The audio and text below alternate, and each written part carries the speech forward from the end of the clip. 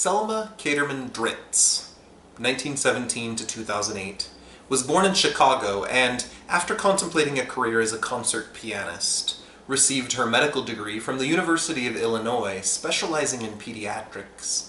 She worked as a physician before stopping to have 3 children, with her later divorced husband, then returned to get her master's in public health at UC Berkeley in 1967 at the age of 50.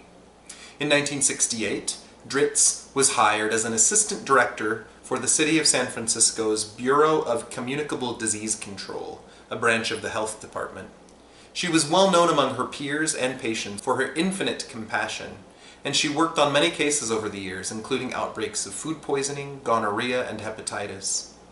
In 1981, Dritz began noticing a health epidemic among gay men, including strange forms of pneumonia and a new gay cancer, or Kaposi sarcoma, dark lesions appearing on the mouth and on the skin, as well as reduced immune system capacities. While many in the country refused to acknowledge the disease or to provide funding or treatment for it, Dritz became a national spokesperson in spreading awareness of the disease, including risks, strategies, and prevention tips. She took notes on the cases and made notes to the Centers for Disease Control, and hers are among the very first reports on the epidemic that would take millions of lives in the following decades. Dritz was among the first to realize that the epidemic was being transmitted sexually, and she worked tirelessly with patients, meeting them in gay clubs or bathhouses or their homes to spread awareness and save lives.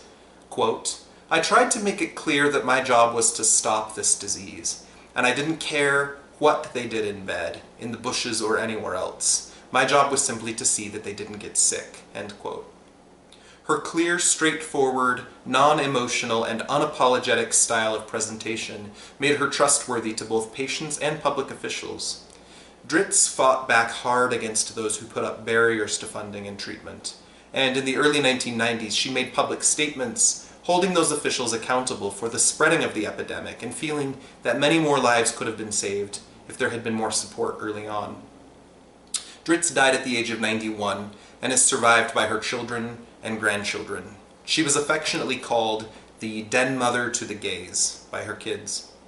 Dritz was portrayed by Lily Tomlin in the movie version of And the Band Played On.